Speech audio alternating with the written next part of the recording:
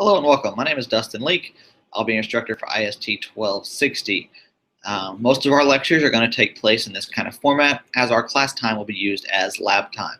I will go ahead and tell you that with Chapter 1, it's a basic introduction to the operating system and Windows 7. So there's basically going to be me talking with a PowerPoint. There's not much excitement. Some other lessons I'll actually jump off and show you different things on the Windows desktop and how to go about those. But today it's mostly going to be me talking, me reading. Follow along in your book. Be sure and read Chapter 1. At the end of this, on Desire to Learn, there'll be some lecture questions posted, also as well as your homework. So be sure and keep track of your due dates. So with that, we're going to jump into a PowerPoint.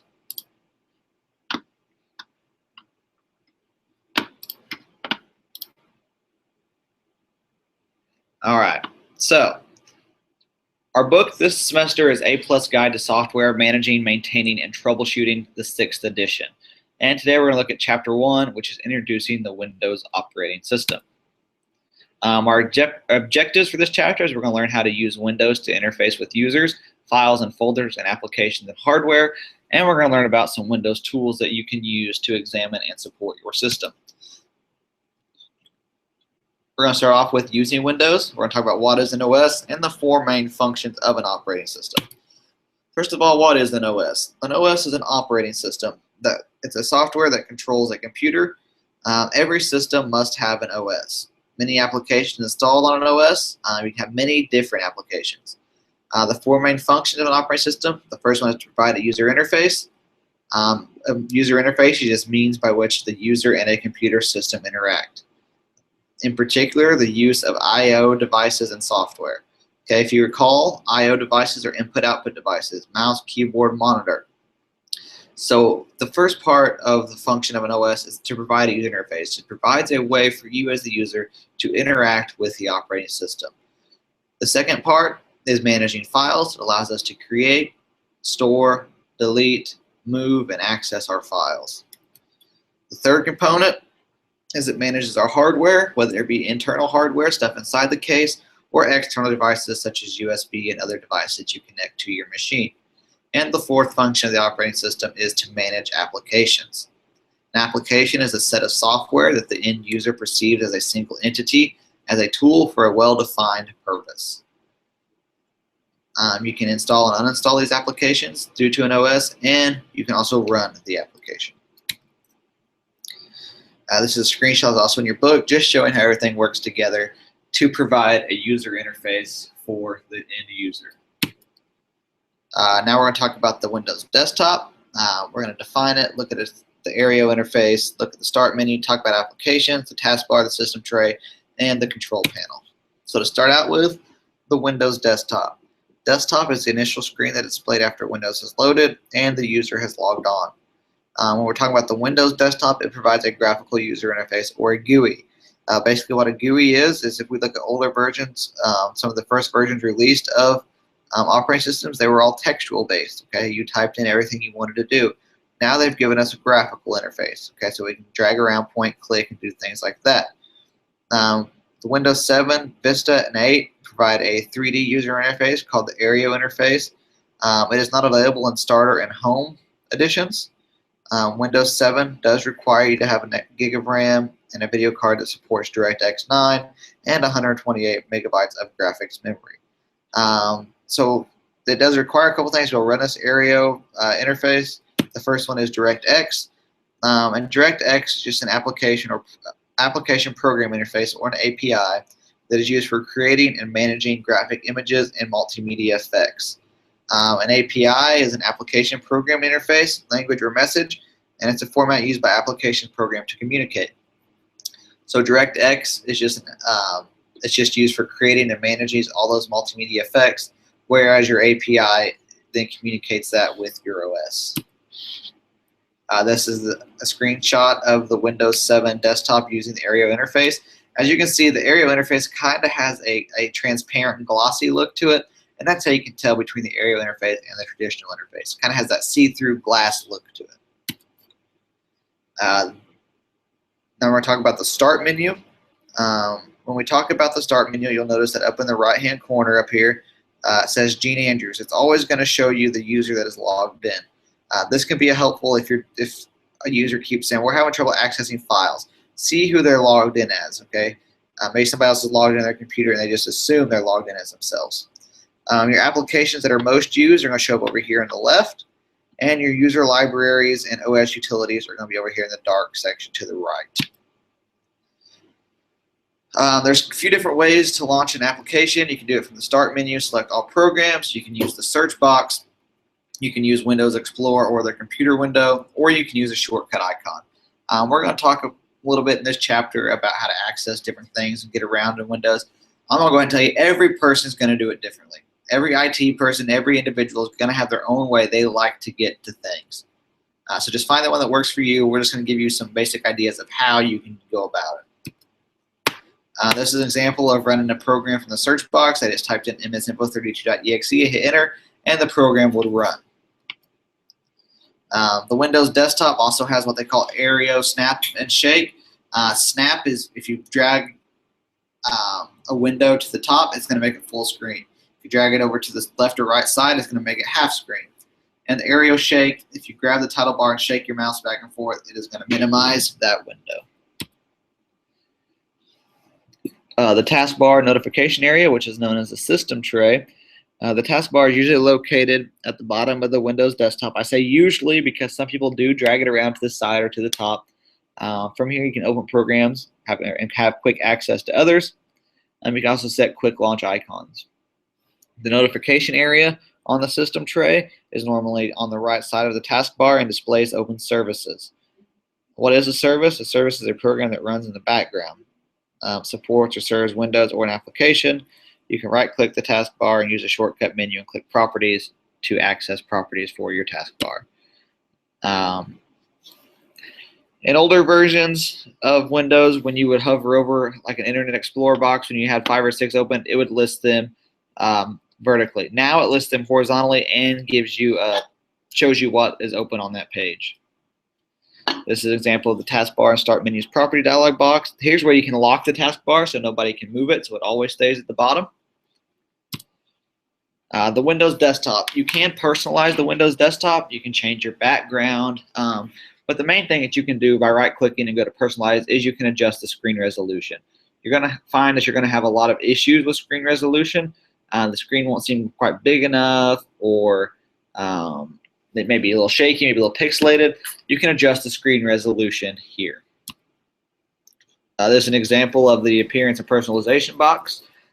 Set your desktop background, change desktop icons, do resolution. The Windows Explorer and computer window, we're going to discuss the file and directories, navigating the folder structures, what are Windows 7 libraries, Explorer settings, and folder options. So the two most useful tools when it comes to exploring files and folders are the Windows Explorer and the computer window. I'm going to say the number one easiest one is the Windows Explorer. To open the computer window in Windows 7, just click on the Start menu and it's over in the right section. It says Computer. To open Windows Explorer, you can click on the yellow Windows Explorer icon, which looks like a folder, or you can right-click Start and say Open Windows Explorer. Files and directories. Every operating system manages a hard drive, optical drive, USB drive, or other type of drive by using directories, also known as folders, subdirectories, and files. A drive is organized with a single root directory, and it uses the top-down hierarchical approach, meaning you're going to start at the most highest level and work down through your subfolders. Everything does it this way with the exception of hard drives, because they can be divided into partitions, meaning they can have more than one volume, and each volume would have its own root directory. So here's an example of root directory and subdirectories. You have your seed directory up here at the top, and it's broken down into subdirectories of Windows, data, and program files. And then the data one is also broken down into other subdirectories of business and friends. Root directory can hold files or other directories. These directories are called subdirectories. We talked about they're also known as child directories or folders. Of path location of a file is referenced by drive and directories. It always starts at your highest level of your root directory. Then it goes on down through your subdirectories until finally you get to the file name and the file extension. That is a complete file name path. Some tips when you're working in Windows or Explorer. You can double click on items over on the left called the navigation pane to drill down to the subfolders. or you can control how you want to view them over on the right. Just click and you can have them say extra large icons, small icons, list, or details. If you happen to be using the details pane, you can right click up by the headings and you can change the headings to something else if you want to see more or less information. When it comes to navigating the folder structure, you can use the search box in the upper right hand corner of the window. You can use the forward and back arrows in the upper left corner to move forward and backwards, or you can click a right arrow in the path displayed in the address bar. There's different ways to navigate throughout Windows Explorer. Here's an example of, instead of double clicking on all the folders, they just clicked on the arrow to the left and they can search which folder they want. Libraries, they've been introduced here recently. It's a collection of one or more folders, and these folders can be stored on different local drives or on the network. There's 4 default ones when Windows is installed: documents, music, pictures, and videos. The first 3 libraries of documents, music, and pictures can be accessed by default from the Start menu, and you can use the computer window or Explorer to access all libraries. Here's an example of the default libraries. You can view and change options assigned to folders. Right-click on the folder and say Properties. You can change such things as make the folder show you to identify the file types. It doesn't show the file types by default if it knows what application to open it with. You can create a file by using a particular application, or you can right-click in the structure of the folders and say New File. Right-click in the unused white area, point to New. You can click the application you want to use, or you can simply say File, and it's going to create a text file. And here's an example of that. They right-clicked here in the white area and said New, and they're going to make a new Microsoft Word document. To create a folder, you can right-click in the right area, say Select New, and select Folder. And then you got to give it a name. You can create folders within folders within folders up to 260 characters for a file name path. Here's an example of a new folder being created. Once you create it, it'll highlight the new folder, and you can change the name. If you do not change the name, they're just going to start numbering new folder 1, new folder 2, new folder 3, so on. You can copy folders. You can right-click on them and say Copy. You can do a Control-C. You can drag and drop. And to rename it, you just right-click on it and select Rename. To delete a folder, you can select the item and press the Delete key, or you can also right-click on the folder and say Delete. To select multiple items, you can hold down the Shift or Control key. If you hold down the Shift key, it selects adjacent items in a list, meaning if you select the top one and then you click on the bottom one, it's going to select everything in between. Whereas Control, you can pick and choose. It doesn't have to be in adjacent order. If you want to change a file name or file attribute, we talked a little bit about it earlier. Just right-click on the folder, go to Properties. You can change such things as you can make it read-only, you can make it, you can hide it, or you can flag it to be backed up. And this is the example of what it would look like. You just right-click, and then down here where it says Attributes, you go to Advanced. We're going to talk about a few quick and easy Windows tools. System window, the System Information window. Yes, they are different. The Control Panel, the Action Center, UAC, which is User Access Control, Network and Sharing Center, and Windows Help. The first one we're going to look at is the System window, and it gives you a quick look at what hardware and software is installed. To open the System window, click Start, right-click Computer, and select Properties. And some of the useful information found there is your edition of Windows, your service pack installed, your Windows Experience Index, the amount of memory that's installed, and the type of OS. Here's a screenshot of the System window. As you can tell, it's giving you your Windows Edition information up here along with your service pack. Here it's giving you some of the hardware that's installed. And if we could scroll down a little bit more, you'd be able to see this is also where you can add and join a network. Now, that was the System window. The System Information window is going to be used to view detailed information about your system. It's going to show you important features such as your processor or BIOS version. It's going to show you exactly how much RAM is installed and how that's being used. It's going to show you the directory of where your OS is installed. It's going to show you your hard drive size and how it's partitioned. And it's going to show you the names of your currently running drivers. And a device driver is just a small program that is stored on a hard drive that tell the computer how to communicate with that hardware device. To run the system information window, you can click Start and enter msinfo32.exe in the search box. And here's what it's going to bring up. Over here on the left, it has these different categories that you can maximize or minimize. And on the right, it'll show you the details. The control panel, this contains applets used to manage the system. You can access the control panel in the window by clicking Start and selecting Control Panel over in the right dark section. You can also access it by clicking Start and typing the program name in the search box, or you can open the system window in the System and Security group of Control Panel, click Start, right-click Computer, and select Properties. Here's an example of the control panel. With the newer control panels, they have it broken down into categories. I do not like the category view. You might. So I always click up here where it says Category. I click and I select List View, and it's more what I'm accustomed to. But the search box up here is also a great tool. Let's say you're looking for power management. You just click in there, simply type power, hit enter, and it's going to bring it right up for you. The Action Center is a tool to use when you want to make a quick job at solving a computer problem. It's going to list errors and issues that need your attention. The Action Center flag appears in the notification area of the taskbar. If you right-click or click on the Action Center flag, you can tell it to open the Action Center. And when you open the Action Center, this is what you get. And it's telling you right now you have a serious red violation. You need to update or find a program for virus protection. And it's also saying that you need to set up a backup. And they're color-coded by severity. And they also give you help articles. If you click on help, that will kind of tell you what's going on. And then we're going to talk about the User Access Control box. The User Access Control dialog box appears each time a user attempts to perform an action that can be done only with administrator privileges. If you've used anything from Vista on up, you've ran into the User Access Control box. You try to do something, even if you are an administrator, it's going to pop up a box that says yes or no. If you're not an administrator, it's going to pop up a box that wants you to log in with administrative rights to be able to perform that particular action. And the point of it, the reason why they implemented it was it's used to prevent malicious background tasks from gaining administrator privileges when the administrator is logged in. So instead of just letting a virus or something do what it wants, it's going to pop up and say yes or no. Are you trying to do this certain task? Administrators can log in using a less powerful user account for normal desktop activities, but still be able to perform administrative tasks while logged in as a regular user.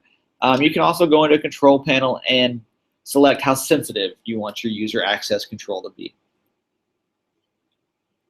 This is an example of the user account control. The top one is if you're logged in as an administrator, it's simply going to give you a yes or no. If you're not, it's going to want an administrator username and password. The next tool we're going to look at is the Network and Sharing Center. It's going to help you to resolve failed network connections or create a network connection. If you're connected by a hard wire, it's going to show up like the one on the left, and if you're connected wirelessly, it's going to show up like the one on the right. You can just right-click on one of those symbols and say Open Network and Sharing Center. And once the Network and Sharing Center opens, you're going to be brought to a screen that looks like this. You can do such thing as manage wireless networks, change adapter settings. Change adapter settings is where you can set a static IP, see how many packets are coming and going. And then they also have this little diagram here, which is helpful. It can show you where your connection is stopping, if you're getting from here to the internet, or if it's stopping in the middle of the server. It should give you a little graphical representation of what's going on. When it comes to help, Windows has a built-in help utility. Just click Start, Help and Support.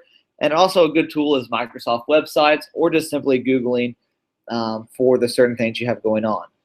Word of caution, if you're using Google, you're using like a forum type site, be very cautious. Okay, before you start making any changes, verify what the person is saying. Especially if they're talking about making registry changes right off the bat, always verify with 2 or 3 sources just to make sure it's legit. And you will find your favorite help sites as you go along in your career. That's a screenshot of the help and support built into Windows. Like I said earlier, this was a basic introduction into the Windows operating system. Take a minute, read over the summary. There's 3 pages worth. I'm just going to click through them. This PowerPoint will be posted on Desire to Learn, so you can view it at any time. You can also come back and view this video at any time if you wish as well. Like I said, this video today, this lecture was just mostly me talking and reading things off of PowerPoint.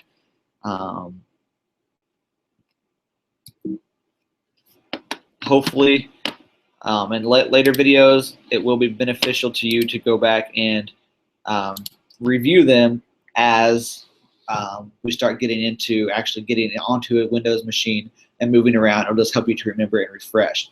I like these recorded lectures because you can go back and review them, and you can watch them at your own speed. If you do have any questions, feel free to email me or talk to me when we meet in class for lab days. Like I said at the beginning, your lectures are primarily going to be online for you to view, whereas our time in class will be for hands-on labs. I found that this works well for students watching these at home on their own with their book in front of them, and then coming to class and doing the hands-on stuff. So if you have any questions, feel free to let me know. If not, be looking for Chapter 2 lecture, and I will see you Tuesday.